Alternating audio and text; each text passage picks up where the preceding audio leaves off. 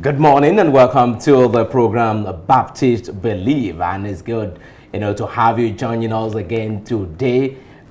This Baptist Believe is where we dig deep into doctrines, practices, and convictions, that shape our lives and our faith. I'm Shegun Fumi Oyedokun, and today we'll be exploring another vital topic, to our life. And yes, we're gonna be sparking conversations that are thoughtful and that will definitely shape our spiritual lives. So women in Nigerian Baptist Convention, girls, ladies, it's time for you to gather together, for you to enjoy this day, because yes, today we'll be making a focus on the role of women in ministry. And in the Nigerian Baptist Convention, yes, across a board. What is the stand of the Nigerian Baptist Convention? What does the Nigerian Baptist Convention clearly says about, women serving as pastors, serving as deacons, or, how do they honor the spiritual calling in our congregation? And to have, to help us to answer some of the questions and bring clarity to this topic and the Nigerian Baptist Convention stand, we are honored again to have our own distinguished Vice President, Ministerial of the Nigerian Baptist Convention, Reverend Professor John Ejinaya, today right in the studio. It's good to have you join us again this morning. Thank you, Shegun. Good morning, our viewers. Welcome to our conversation today. All right, now, so let's explore the biblical foundation of the historical precedents of these vibrant, roles women play in teaching, discipleship, mission, and the church growth. So do stay with us.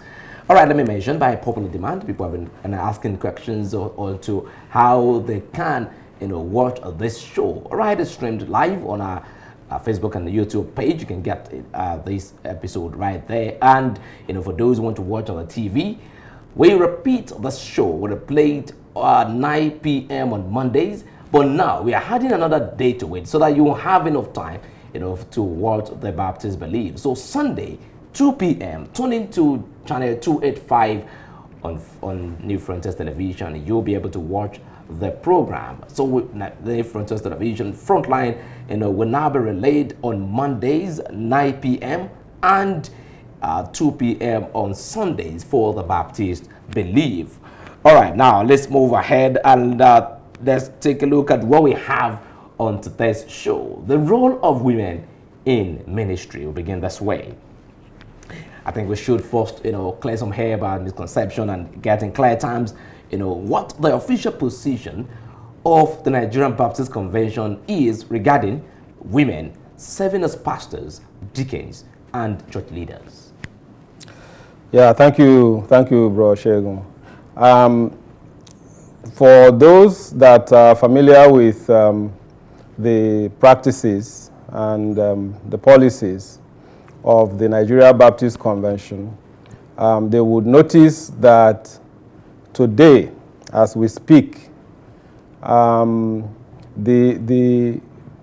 policy of the Nigeria Baptist Convention on the role of women in ministry has evolved to the point that gender no longer plays a role in the policies.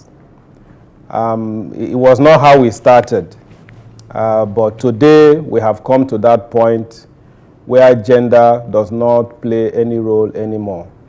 So that when you look at our doctrinal denominational documents on the issue of ordination, you will not notice any discrimination on the basis of gender. Gender is no longer a factor in that understanding and in that practice.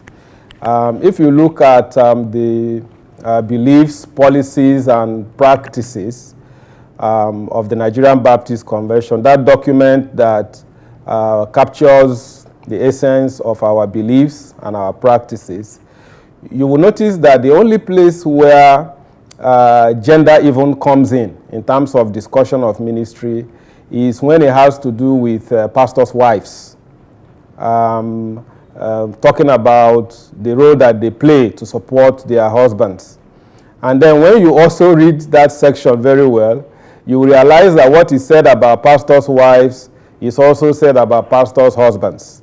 Like the pastor's wife needs to be involved and active in the work of her husband's ministry, basically by, or very importantly, by supporting in leading the women missionary union, and other things related to women in the church.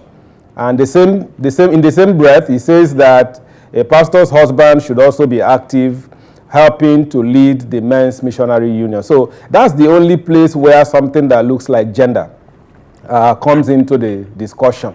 What is said about women or pastors' wives is also said about pastors' husbands. But in all the sections where we talk about ordination, about pastoral ministry, about call to ministry, about theological training, gender has been removed completely. So human beings are treated as human beings, no longer as male and female in terms of their consideration. But it has not always been so. We traveled a long road to get to where we are today. And because there was a time when women were not even offered theological training in our institutions. There was a time when women could not be ordained. There was a time when a woman could not be called to be a church pastor. That's where we are coming from. But then we have had conversations that brought us to where we are today.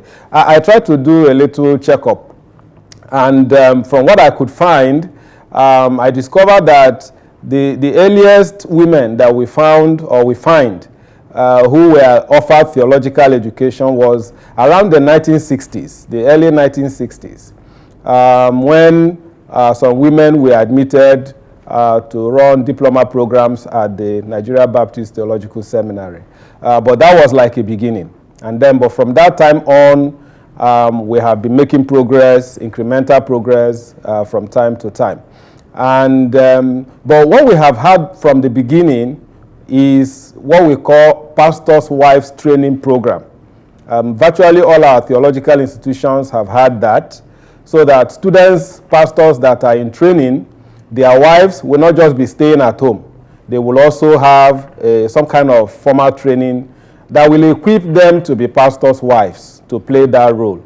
But not a training that will qualify them to pastor churches. But that one has always been there.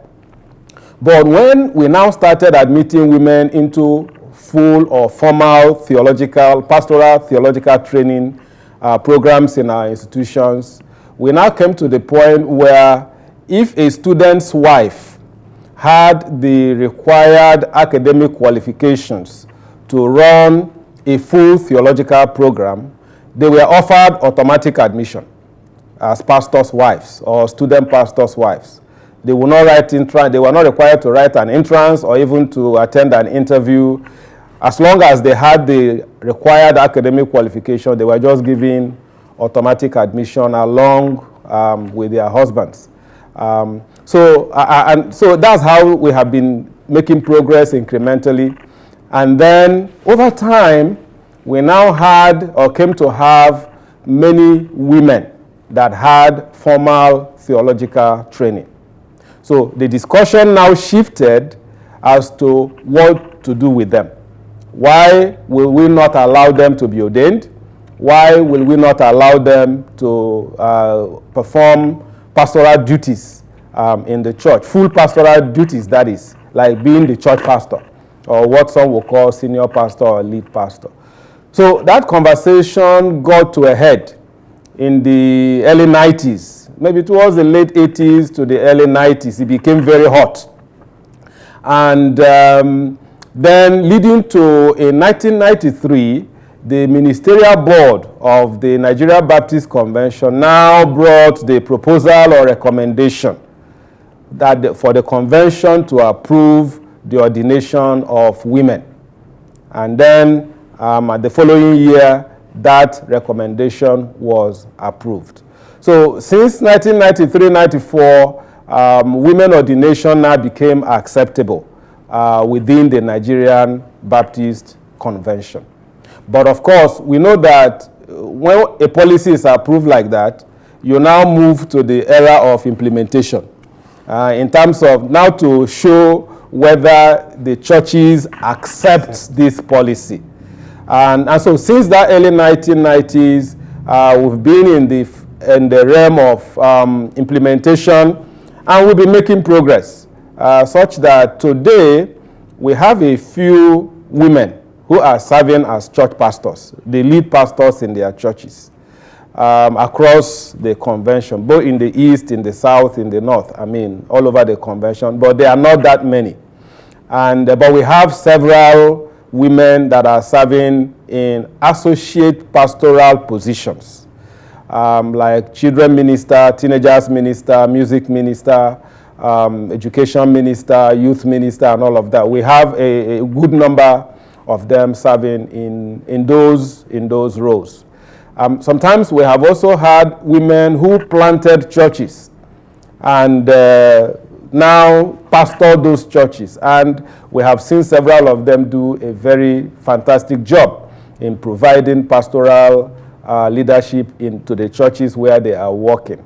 But an area where we have had perhaps greater success in terms of the acceptability of women playing ministerial roles is in our institutions.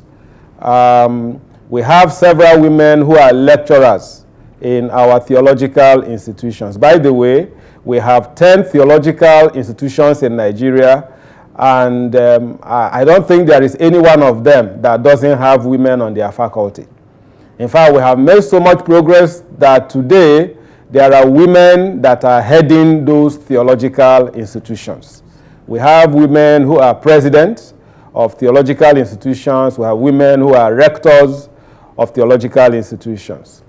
Then if you come to the Baptist building, there are many women that are serving as ministerial officers in different departments, in different units. And we also have women that are directors of departments in the Nigerian Baptist Convention. So that's just to show or give an idea of where we are coming from and how much progress we have made to get to where we are today. But one lesson I would like to even draw from that, and I hope if it has not been obvious to our viewers, one lesson I think we can draw from that is how the policies of the Nigeria Baptist Convention evolves over time. And it evolves through the participation of the people. That's the playing out of our congregational polity. And that's why we continue to emphasize to our people that Baptist people are not afraid of discussion. They are not afraid of somebody coming to say, I think we are doing this, I think there's a better way to do it, or we are not doing this, but we should start doing it. And these are the reasons. The Bible teaches it, history supports it, it will help our work. For people to come up with those conversations, Baptist people are not afraid of it at all. And if you come up with those conversations today and they are not accepted, don't worry, be patient. Don't bring down the house because your suggestion or recommendation was not accepted today. It could be accepted tomorrow. It could be accepted in 2 years' time, in 3 years' time. Because in our system, we have to carry everybody along. So that's a culture that I think that contemporary Nigerian Baptists need to come to terms with. Our forefathers knew it, they practiced it, and it helped. But it's like many of us today are averse to conversations. We are scared of conversations, and we just want to give order. Even our membership, when you come up with a proposal, you want that it should be accepted today. It doesn't work like that. Others will also have to be convinced. And if they are not convinced today, they could be convinced tomorrow. Just keep making the point. But don't try to bring down the house because your idea or suggestion was not accepted today. So that's how we have come to where we are today. So that as we speak, gender is no longer a factor. Every year we do ordinations. Women are ordained, men are ordained. Nobody asks any questions based on gender anymore. All those things have been eliminated, thanks to God. All right, thank you so much, sir, for that clarity. Very good, clear tie terms that we referred the stand of the Nigerian Baptist Convention, where it seems that the Nigerian Baptist Convention, from their own point of view, it has put no limitation, to the role of women in ministry. But now, let's talk about the implementation and further, the effect that it's having on the churches. Now, if we take a look at most of the Nigerian Baptist Convention churches across the board, we have a very insignificant number of, women who are leading, in their churches. Is there reasons why we don't have, pronounced church pastors or senior pastors of churches to be women? And what can the Nigerian Baptist Convention do to ensure that, most of these misconceptions, if there are any, are being, addressed? Yeah, what the convention can do and has been doing is, number one, to remove the encumbrances or the obstacles in terms of policy. Okay, when you have a policy that says a woman cannot be ordained, that's an obstacle, and only the convention can remove it. So the convention has removed it. And so in terms of policy, the convention has done all that it needs to do. And when issues come up, a church is calling a pastor, and maybe there's a question as to, okay, can we call a woman? The convention steps in to say, yes, you can call a woman. So that's the much that the convention can do as the convention. And then in terms of enlightenment, in terms of teaching, education, through our educational programs and all of that.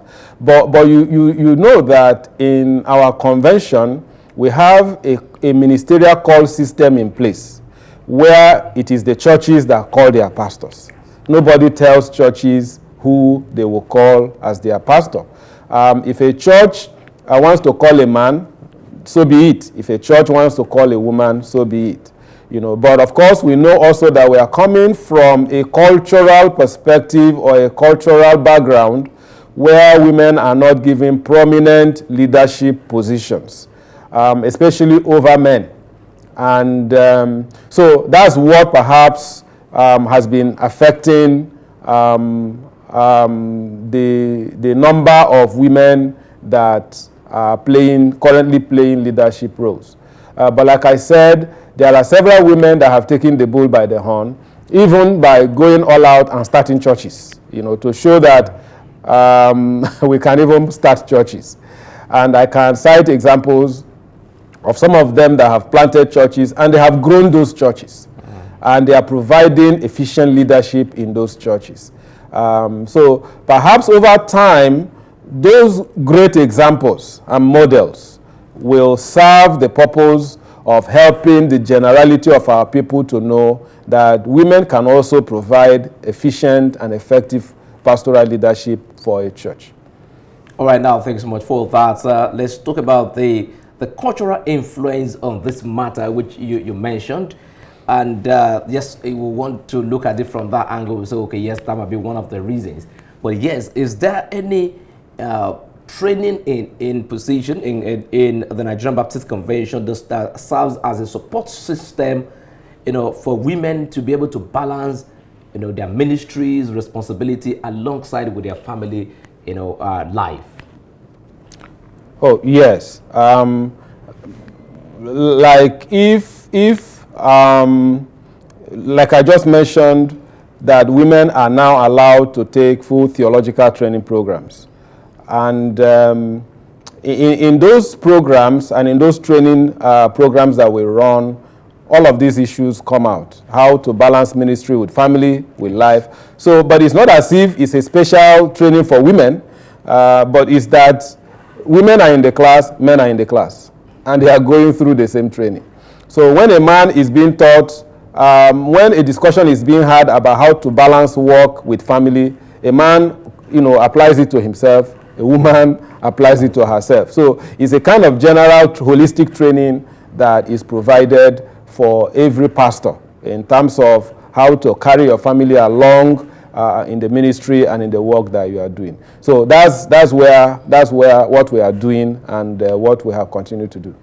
All right. Oh, thank you so much, sir. Now, for women, ladies and girls who have been, called into the ministry, but I've been having, yes, they might not have better understanding of what the stance of the convention is, and from their mind, they feel that, yes, I have the calling of God upon my life. And I want us to mention areas that these callings can be fulfilled in the Nigerian Baptist Convention fold.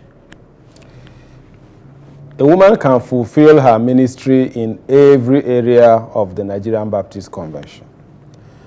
But when you bring in the dimension of acceptance or acceptability in terms of cultural acceptability now, that's what at the moment is placing certain limitations, if we may call it that, on the number of women playing such key leadership roles. It is just the challenge of it being accepted culturally, from the cultural perspective. So a woman can be a church pastor. We have settled that. A woman can play any role in the church. We have settled that. Even the issue of deacon ordination, also we settled that earlier than the pastoral ordination. Yeah. So all of those are open today. All of that are open today. In fact, there are, in terms of deacon ordination, maybe it's important to say to show how far we have come with that. I don't know any church today that will carry out deacon ordination and not have women. In fact, it might even be a policy decision that maybe a certain number, 2 or 3 or 4, must be women. So they are intentional about that. And you will have some churches where there are more women deacons than male deacons. So that has been settled, and we don't have any issues and any problems about that. The only challenge we have is that it is the churches that call their pastors, and there is not much anybody can do about that apart from encouragement, enlightenment, education, and all of that. So for our sisters who have been called into the ministry, we are just saying, number one, you can be a church pastor if a church can call you. Or if you can plant a church, you will lead the church you planted. So there is no inhibition, there is no obstacle in that area. But if it might help, I would just point out that where we are now is a situation where many churches find it a lot easier to call a woman to be an associate pastor than to be a church pastor. It's much easier. If that helps our female pastors in training, our female pastors, our sisters, to make a decision about what to focus on, then that's fine. But we find that majority of our churches are perhaps more at home to call a woman to be a music minister, an education minister, a children minister, a teenagers minister, a youth minister, and different other kinds of associate pastoral duties. So that's fine. And there are many who are teaching in our theological schools. There are many who are working in our denominational offices across the convention level, conference level, and all of that. So these are all opportunities that are available. But my encouragement would be that we learn from the principles of social engineering that when a practice or a policy does not have wide acceptability or practice, what you need to do is to continue to push. You continue to push the envelope. You will continue to push. You will continue to push. Because if you stop pushing, then the culture will remain where it is. But if you keep on pushing and keep on pushing and keep on pushing, there will be incremental increase and improvement and development on whatever it is that you want a change upon. So that will be my encouragement. And from the part of the denomination, of course, we will continue to do our part to ensure that women are given a free opportunity to exercise their gifts in the ministry. All right, thank you so much, sir. Now let's talk about these still on the issue of women anyways, but yes, we're talking about the church growth now. In what capacity do you think that women can contribute to the church growth and also the evangelism effort. Now, we've talked about how they can be associate pastors, if need be, but let's talk about the other roles. We've talked about being a deaconess or deacon in the church, being ordained as a deaconess in a church. But yes, the spiritual growth of a church, what role is expected of women to undertake in that and also the evangelism effort? Yeah, okay, let me even say at the outset, in responding to the question, that I have always said that the way God programmed the church to run is that the church should run on the basis of spiritual gifts. And spiritual gifts is that hub and that tool that God has handed over to the church to use to carry out his mission. And spiritual gifts, I think we hinted on it in a previous discussion where we said that a spiritual gift is a supernatural ability that is given by the Holy Spirit to individual believers to help them to be active and involved in the life of the church, so that no individual member of the church or Christian can be idle and be able to justify it. You can't say, well, there's nothing I can do. There is something you can do because you have at least one spiritual gift or the other. So that is important that we say that. Now, it's also important that we observe that the Holy Spirit does not give spiritual gifts on the basis of gender. There are no gender considerations. Virtually every gift is given to both male and female. You will have males that exercise each particular gift. You will have females that exercise the same. There is no spiritual gift that's meant exclusively for males and one meant exclusively for females. There is no gender consideration the way the Holy Spirit, gives out the gifts of the Holy Spirit. So that is really, really very important. So our women, our sisters, our mothers have a critical role to play. If the Holy Spirit has distributed his gifts, not based on gender, to both men and women, boys and girls, it then means that everybody needs to come on board. All hands need to be on deck, women and men alike, coming from the angle of their spiritual gifts to contribute to the work of the church. And maybe also you have observed, Shego, that virtually in all our churches, women play key roles in those churches. In fact, in the seminary, we used to have a proverb or a saying that if you go to a church as a pastor and the WMU is not strong, just pack your bag and go, because it is the WMU that will keep you in the church. And because they are always there, they are reliable, they are strong, they are consistent, and they will stand with you. When the men will be asking you too many questions, the women will be telling you, what do you want us to do? Let's just start doing it. And so women have always played a critical role in the work of Baptist churches, and we encourage them to continue to do that. Discover your spiritual gifts and get on with it. We have our women missionary group in our churches are very strong and very viable. We encourage every woman to participate in the work of the Women Missionary Union. Many churches now have brought in innovations where their WMU is age graded somehow. Okay, they have a group for the very elderly women. They have a group for the middle-aged women. They have a group for the young, newly married couples, just to give a sense of understanding and belonging to each person and to each group. So get involved in it and play your role in terms of contributing to the growth of the church. And there are different ministry outfits in the church. You have discipleship ministry, you have visitation ministry, you have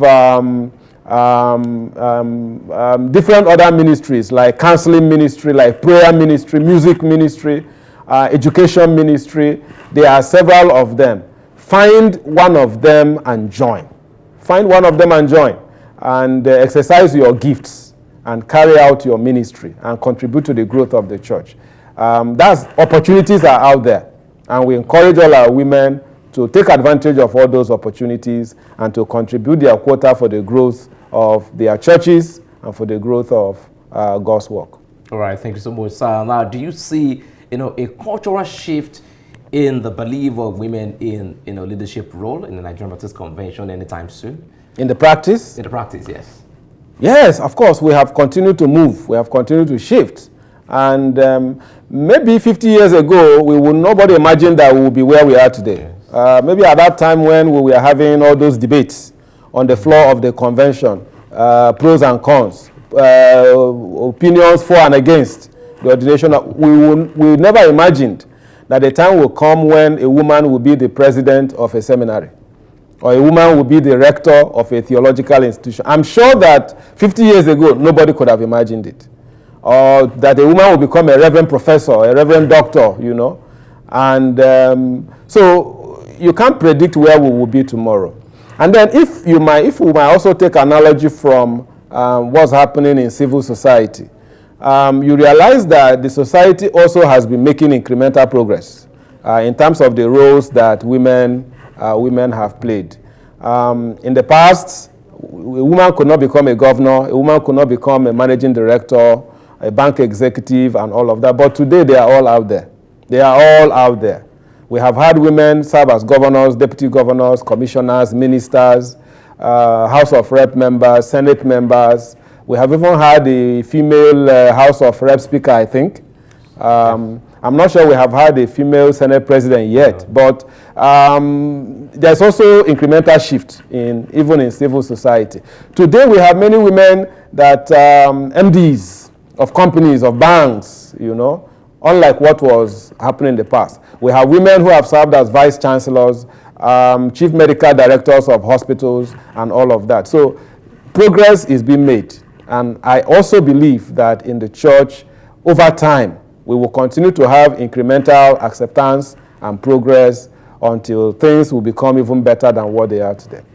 All right, thank you so much, sir, for that. Now, there are criteria to take positions in the Nigerian Baptist Convention across board.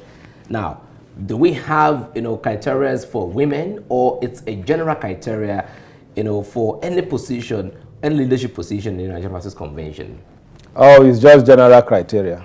I think that's the important step or point we have reached, where gender is no longer a factor. Yeah, we have completely eliminated that from all our policy documents, as far as I know. So when a position is being advertised, they won't say men or women. It's the same criteria. You will have, for instance, if it's a ministerial position, the person must have a first degree in theology or pastoral studies or a master's, 10 years post-qualification experience, and so on and so forth. 10 years ministry experience, and so they are general. If a woman meets it, that's fine. If a man meets it, that's fine. Nobody is discriminated against on the basis of gender. We have reached that point, and we thank God for that. All right, now, with your position and your experience, this question will be much appropriate. And because, yes, you've worked, in different, areas in the Nigerian Baptist Convention where, women are taking leadership positions. Now, what legacies do you think that these women who are currently serving in the Nigerian Baptist Convention and who have served, over the years in the Nigerian Baptist Convention are leaving for the next generation of, Baptist girls growing up, Baptist ladies growing up, who are looking forward to, changing the status quo in the Nigerian Baptist Convention churches? Yeah, thank you. I think that when you have a woman, for instance, serve as a director of a department, or serve as a seminary president or a college rector, is a very powerful encouragement and motivation to the young girls that are coming up. You go to a church and then a seminary professor who is a president comes and they introduce her. This is Reverend Professor so-and-so, is a president of so-and-so seminary. Every girl child there, hearing that, will be inspired in their spirit. That if a woman can get to this point, then I can aspire also for even greater things in my life. So it's a very silent motivation for the girl child. And I'm glad and grateful to God that we have come to that point that we can say this is where we are. All right. In terms of how the people that have appointed have served, I think they have served creditably well. You know that in leadership, not everybody will think you have done well. But by and large, I think that the women that have served in leadership positions in our convention have done creditably well compared to the male folk. They have done well. They have done well. We have not had situations of what you would call a fundamental failure in terms of a woman that was given a leadership. We have not had that. As I'm sitting here, I don't remember any, actually. But all the people I know who have served in the past and who are serving now, I think they are doing a fairly good job. Very good job, I would say, even. And that is actually part of what will help to push the envelope that I talked about before.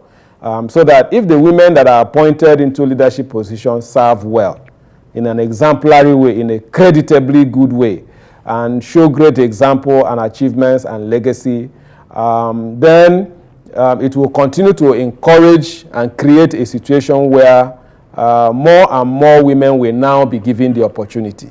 And again, maybe I will also use that as a challenge to them. Those of them that now have the privilege, to serve at those apex levels, that they should know that they are leading a vanguard. They are leading a cultural shift and change.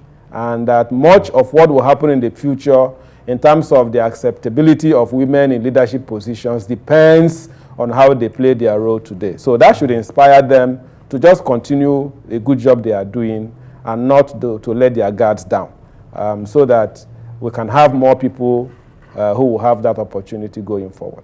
All right, thank you so much, sir. That was quite enriching and enlightening, conversation that we've had today on the role of women in the ministry. And yes, taking a look at the Nigerian Baptist, convention. And we've heard, not just about the doctrine, stand, but how individuals have a role to play, as women. Nigerian Baptist Convention has placed no gender barrier to anyone in the growth, in the spiritual growth, and also the growth of the church. And yes, it all lies in our hands to ensure that we do our part in the calling and also in building the church and serving the kingdom of God. And we have our vice president, ministerial, right here with us, who have done much justice, helping us to understand better the convention stands, right from his wisdom, from his openness, and much clarity has been given to Rose on the importance and the value and the dignity of every woman who are called to serve. Thank you so much, sir, for joining us and giving us, that openness this morning. My pleasure. Thank you. All right, up to next time, keep saying the truth and seeking the truth, and also walking in grace and building a church where every gift, is being nurtured, and right, every calling is being honored. God bless you. Thank you so much for joining us today. I am Segun Fumi Oyedokun.